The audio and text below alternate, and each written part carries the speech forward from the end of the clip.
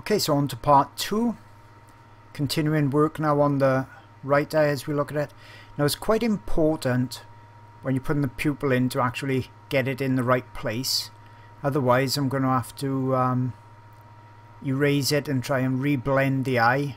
So, you know, even though it's a very forgiving medium, as much or more so than any other that I've used, you still got to be careful every now and again when you're putting in a critical element. Like the highlight now, for instance.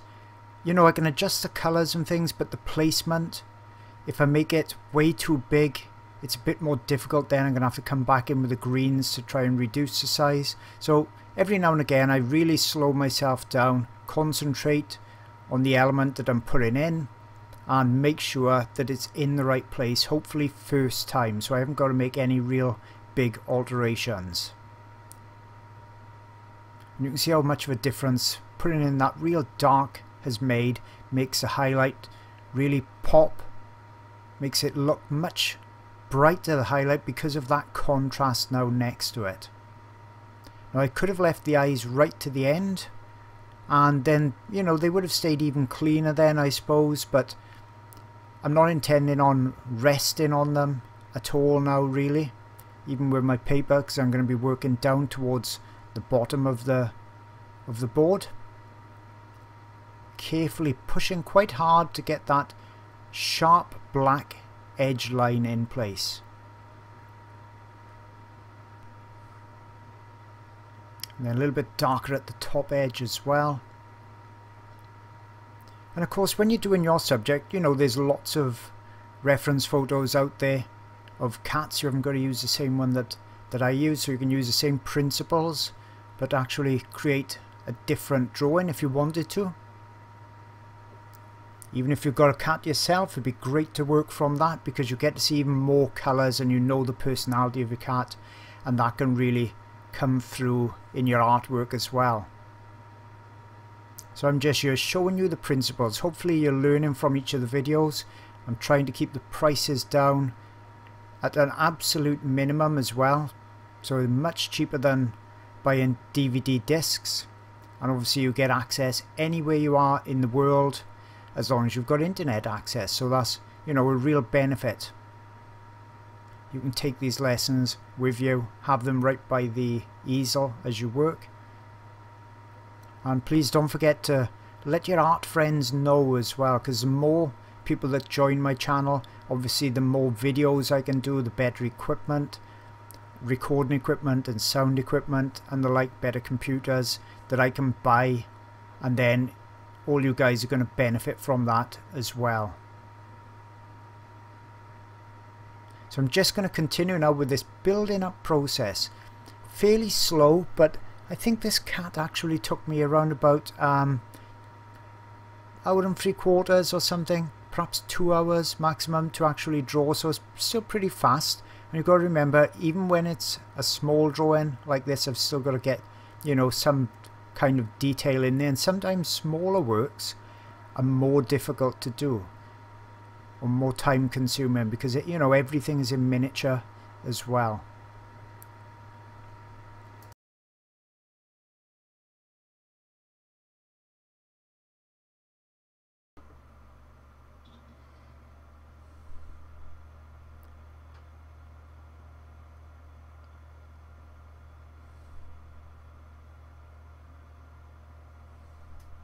You can see now I'm using this ochre pencil to intermingle in between other areas as well. Colour doesn't usually just apply only in one section. It's usually found elsewhere when you look for it. This bottom section is a little bit softer in appearance, so I'm making sure my pencil is not too sharp, and I can also blur it out very easily with just a gentle touch of my fingers. And then working on adding in some more of those fur details, that texturizing, once I've got that base colour in. The underlayers are usually done softer, so that's when you see me do more of the blending.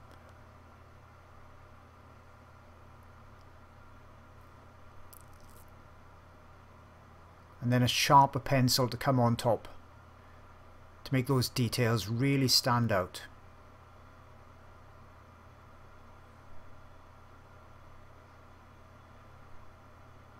Going in with the ochre colour first, then I can come in once again and start to punch up the highlights. It's more of a grey tone on the bottom section.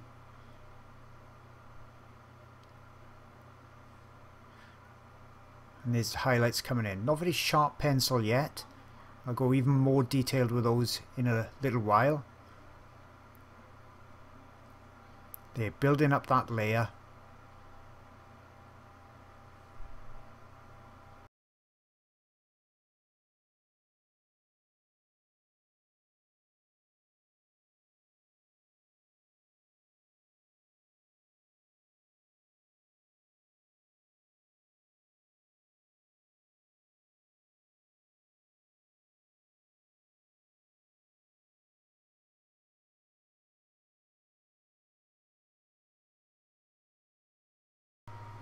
Lots of warmer colours in this section. So using that, it's kind of a raw sienna pencil. Pointless me calling out the numbers and tones of pencils as I've mentioned before, although a couple of people are still asking me, can you call out the actual names of the pencils? If you imagine it, I would have to stop every time I pick a pencil up, call out a name or a number. It's going to really interrupt my concentration where I'm trying to, you know, match the colours.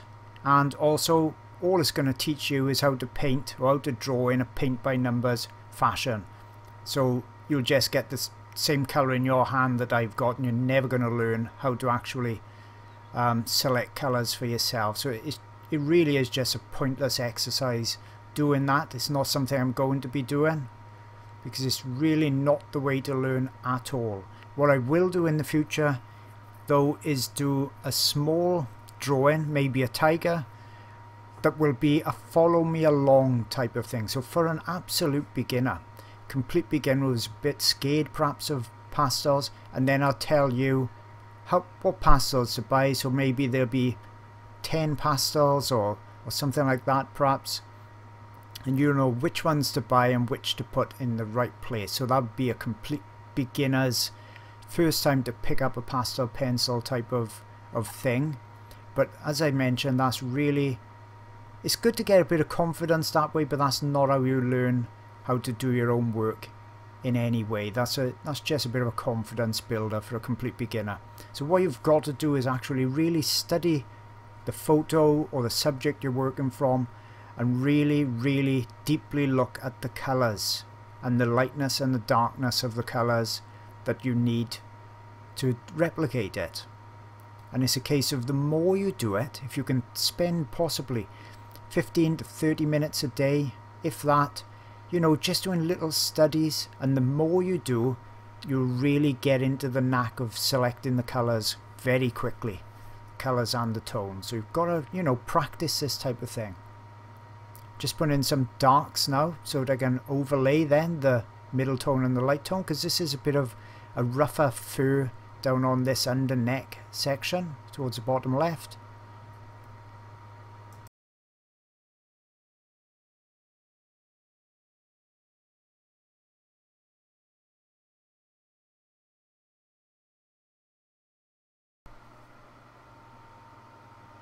So just overlaying more of the fur and the details now over that dark area that I put in there. This area will be fairly subdued anyway. Don't want it competing for interest with the eyes. That's really what I want to be the centre of interest. So keeping this fairly soft, quite subdued. Darkening that section just so I can then overlay the highlights on top. Once again, this section by here fairly soft as well, same as on the right hand side.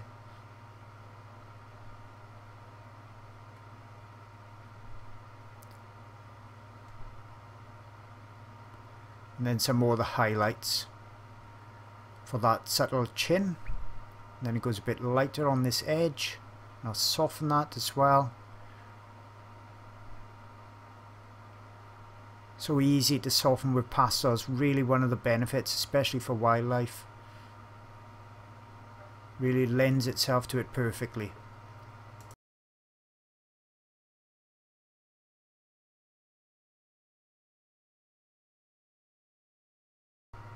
Now I'm coming in with this bit of work on the bridge of the nose. Now, short strokes here.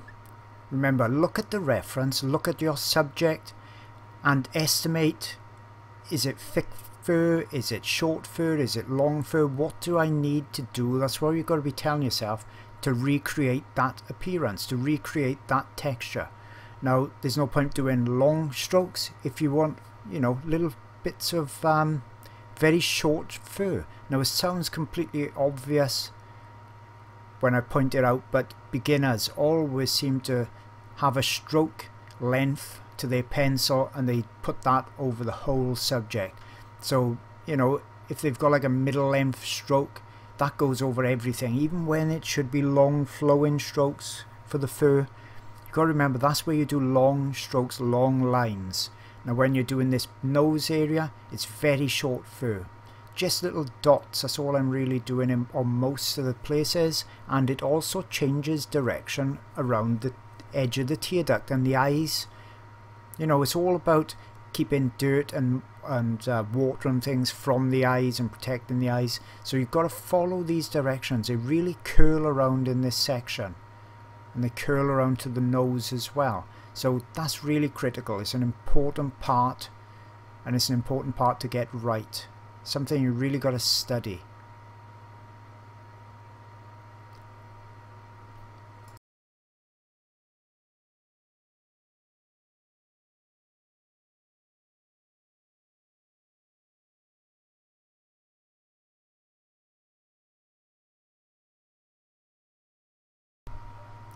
Quite an easy nose to do on this subject.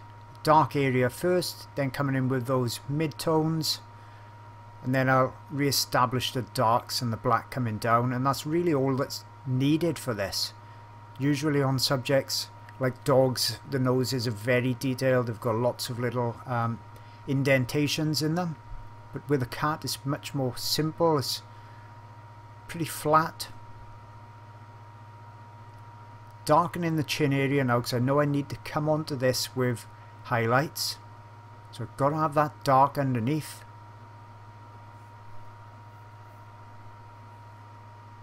And a bit darker over here as well, and also on this section.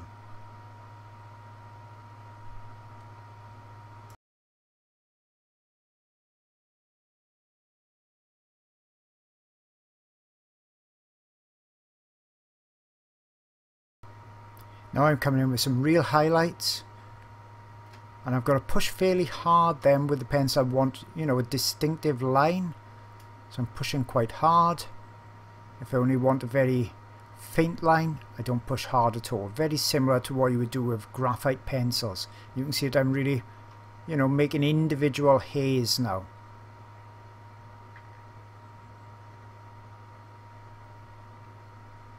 And if I think they're too light, I can easily come back in at a later time and glaze a colour over the top just by lightly brushing the colour over the surface, and that won't hurt at all. But see how easy it is now to put those light strokes over the dark.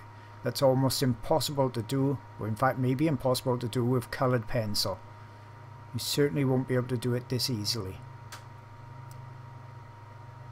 And round here, pushing quite hard, very fine hair, or very short hair rather, on that section by the eye. So you're not going to see individual hairs down there. You can see that bit of highlight has really punched up the contrast, made the darks look much darker. And I'll do similar underneath as well. Not too sharp a pencil. It's more about painting small clumps or drawing small clumps of the fur rather than tiny individual hairs. It's all about getting the effect that I'm after.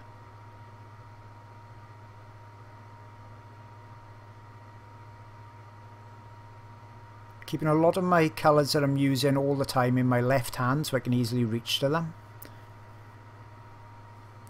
That saves me going to the box that's also to the left and trying to keep selecting the colour.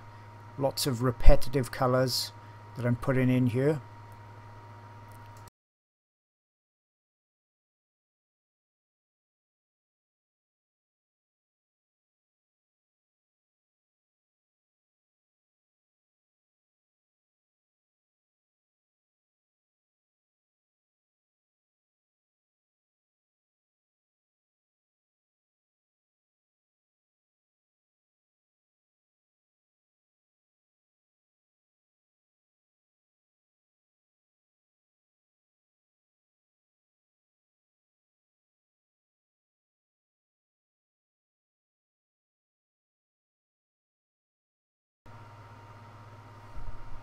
Making sure I've got that paper under my hand at all times now. I don't want to go smudging all the hard work that I've done on there.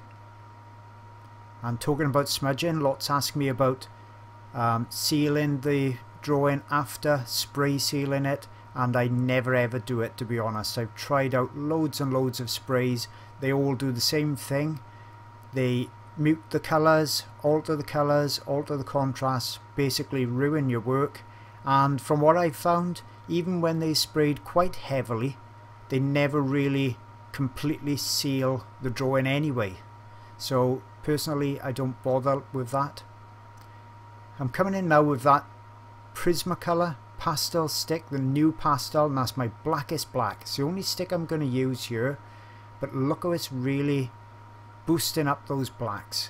Now if you live in the UK and you're finding these very, very difficult to get hold of, as I do, you've got a choice. Either buy a set of lots of them to see you through a couple of years, or, you know, try other things like the Pit Pastels and other brands to see if they go as dark as well. I haven't tried out lots of sticks. I know that the Conti sticks are nowhere near this black, but it's quite possible others are.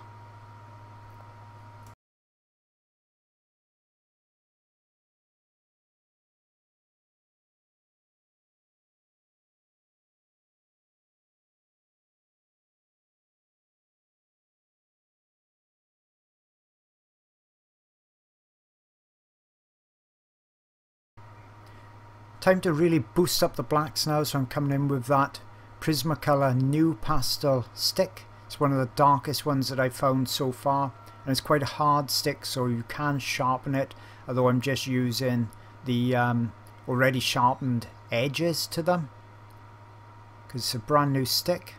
But you can sharpen it just by rubbing it along some sandpaper or glass paper. And you can see how it's darker than the pencils. And I can really boost up the darks with that, really make that contrast come through. And such a sharp edge, if I'm very careful, I can do the pupil as well. You see the difference that makes? Adds an extra level of contrast that I can get to, so the range from light to dark is greater when I do that. And it'll make my lights, my whites, look even brighter.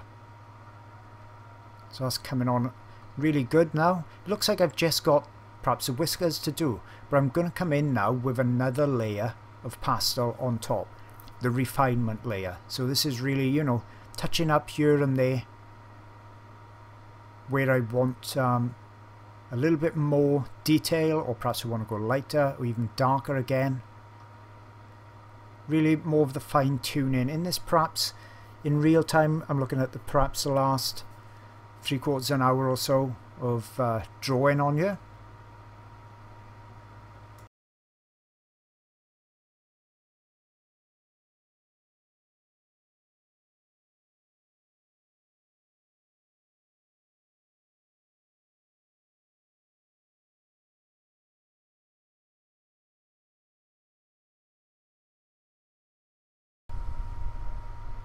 So building up the layers, building all the way through until everything is covered with at least 2 layers, and then I can start really upping the contrast as I'm doing now, coming in with the lights, pushing harder and working then over the whole drawing.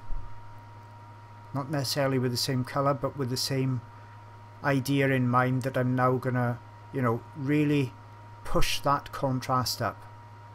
And with a Caran d'Ache pencil again, re-establishing again, because sometimes things go a little bit dirty as you're working over areas, as you can imagine. But really putting in that bright highlight, and look how it's making a big difference just in a few minutes.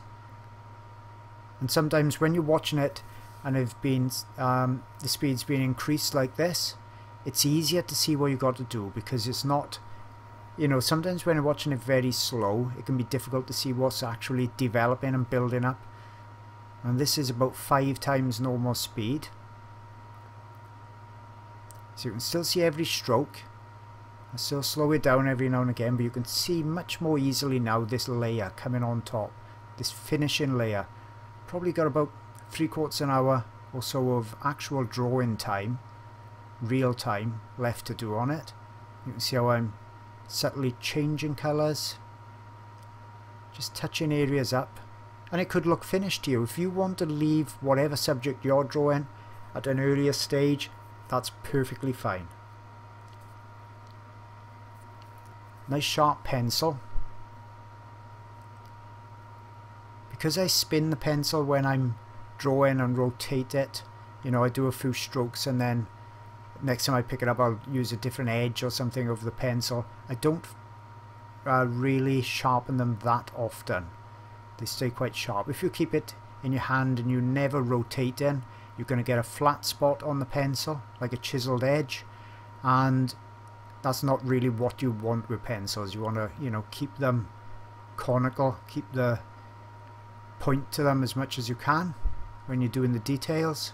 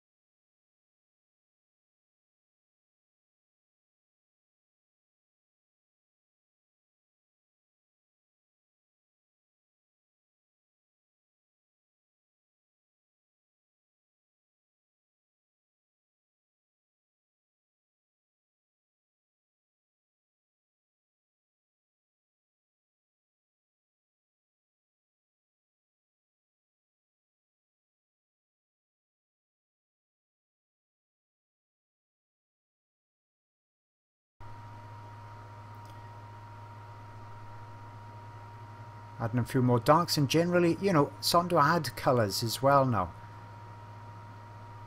Increasing the colours, you know, checking them underneath before I put the highlights on top. You can subtly alter a colour then by just barely touching the surface. It's surprising how strong pastels can be. They can really, you know, alter a colour quite easily.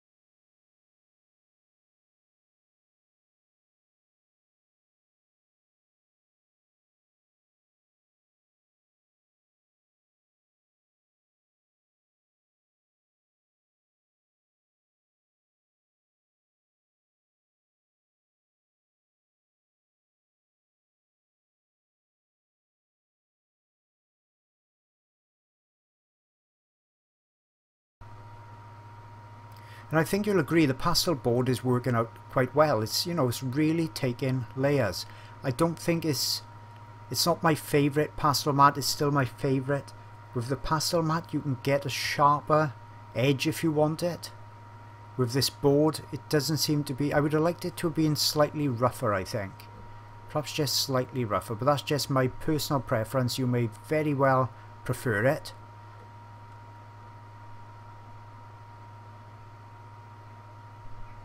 So, you know, try it out yourself if you can get hold of it. Get a small piece perhaps, because they are quite expensive. But you've got to compare things and think, this is, you know, going to be a finished piece of art. Just because it's a piece of paper or it's a piece of board, you know, you would probably pay the amount for canvas, which would probably be much dearer. And you've got to think, all people are going to see when it's framed is your artwork, and you want that to be archival quality, light fast. You don't want it disintegrating after a couple of years, so it's worth spending the money and getting good quality materials and substrates.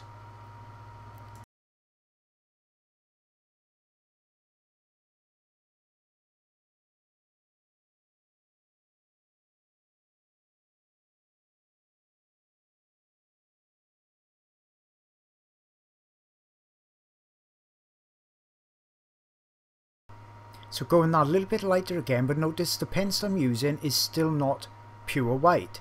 This is, you know, a very light grey. So I'm still reserving in most areas for that white that'll come closer to the end, that real pure white. It's easier to creep up on the whites like that as long as your paper will take more layers.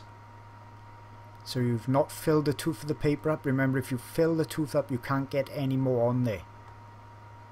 So even if it's not light enough, there's not a lot you can do about it other than perhaps use a stiff bristle brush to brush quite a bit of the pastel away, so you can retain some of that roughness to the paper and get another layer on there. So you have got to be aware of that as well. Now that comes from experience. And now I've switched over just for this demo to the ampersand board. You know, that's something I'm keeping in mind as well. Am I going to be able to put another layer on there in places, or is it pretty much filled up already? Just darkening the areas with that new pastel stick. Difficult to get hold of these in the UK, but you could try the Pit Pastel sticks and other brands. What you're looking for is something that's really firm but still gives you that very rich darkness. If it's too soft, then it's not going to stay in place on these details.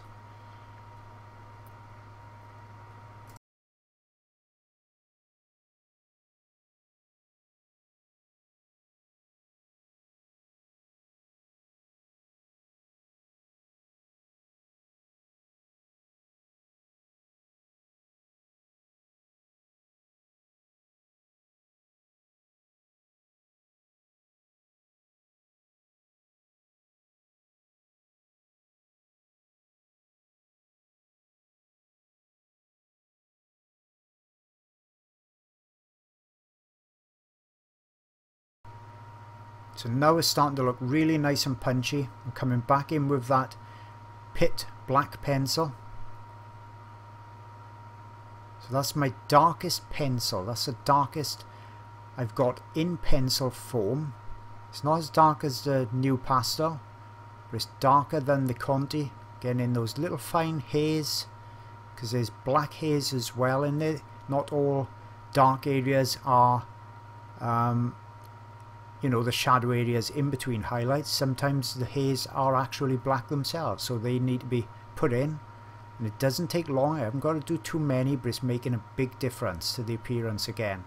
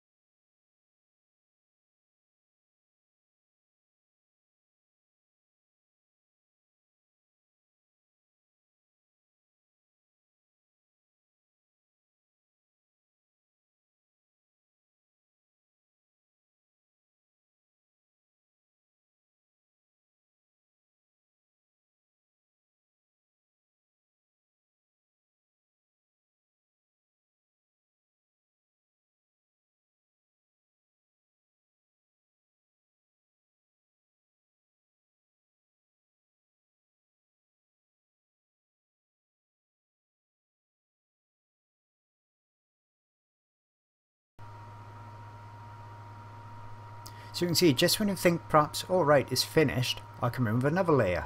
I can still see things that I want to adjust, things I'm not quite happy with. And that's how it progresses. Sometimes people send me work in for a critique, and I think, that's great.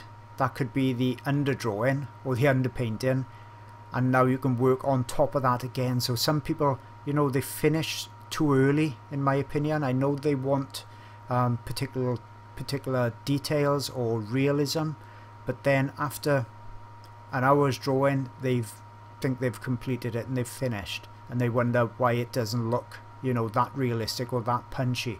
Well, sometimes, you know, that's the understage. That's what I would class as the underdrawing, and from there on you can then look at your reference, and if you can see adjustments you want to make, keep going and keep going until you can't see anything left, and that's when I call my drawings finished.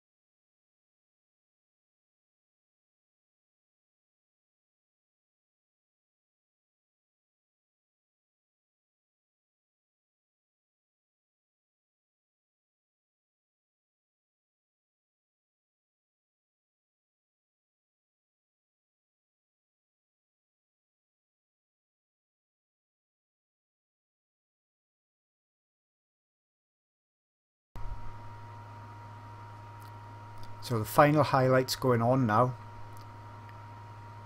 I'm really nitpicking now. I'm really looking at the very subtle changes. But a subject such as this, for me, you know, to do it justice, I really want to put in all those fantastic details that really make the cat stand out.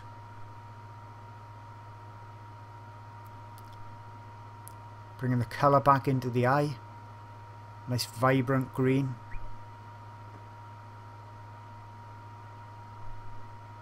Very, very light touch.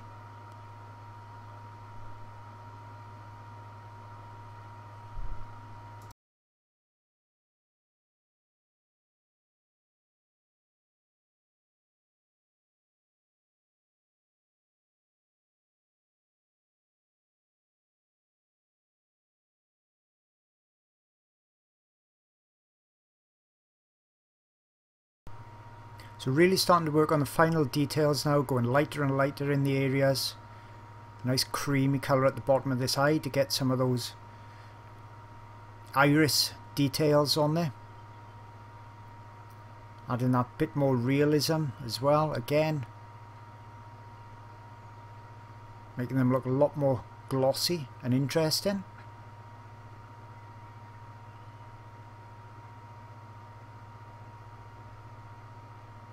Bit of yellow on this section, so very, very lightly stroking in there, very lightly.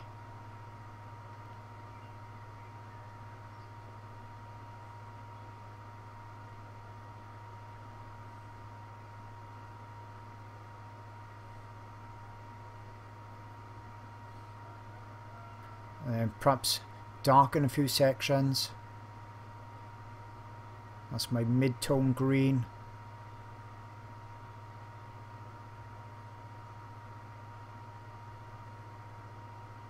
Not going too picky on this because, you know, I'm really showing you the techniques, and then you can spend as long as you want or as little as you want detailing things. You know, not everybody loves lots of details. Perhaps they want a looser look, and that's fine as well.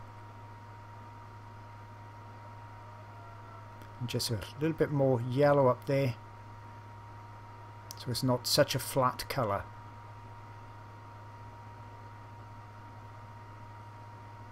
Being very careful now with that paper. I don't want to go smudging anything. Small amount of blue on top of the eye, so that's that sky showing up in the highlight. Makes a bit of difference adding that blue. Makes it look much more realistic again, rather than just white. And now I'm coming in now when I want the purest white. This is a Caran d'Ache pastel pencil. Now it's softer. It's much softer than the Carbothello, but because it's softer, it'll go lighter again. So it'll go really white. I don't particularly like the pencils for doing everything because they're so soft, but for just the white, then it's really good.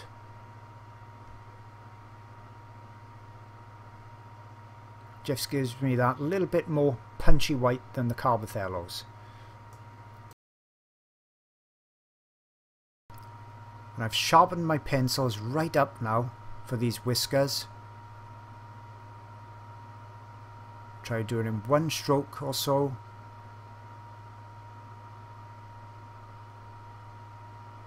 Got to be quite confident when you're doing it.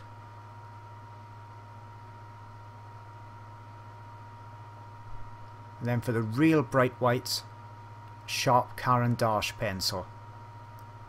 Going over just some areas of them where the highlight is really bright.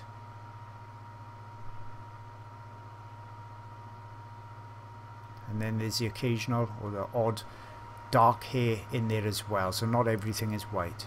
So fine hairs at the bottom, so these are a grey colour. I don't want that punchy white everywhere. Now if I wasn't recording this, I would be turning the canvas around so it was a more natural angle for me to be dragging or drawing the pencil on there. So I've gone to a lighter colour. I'm twisting the pencil as I'm doing it. Keeping the pencil sharp, twisting it and pushing hard, do you see? Pulling towards me and watch it twist. I don't want them all in parallel lines, so I've got to be careful of that. Just add a few more there. You can see that's starting to look quite nice and realistic. Need to finish that one off a bit. I don't want him to go dead in the corner of that board, because those create awkward lines and awkward feelings when you're looking at it. There's an occasional black line going in as well.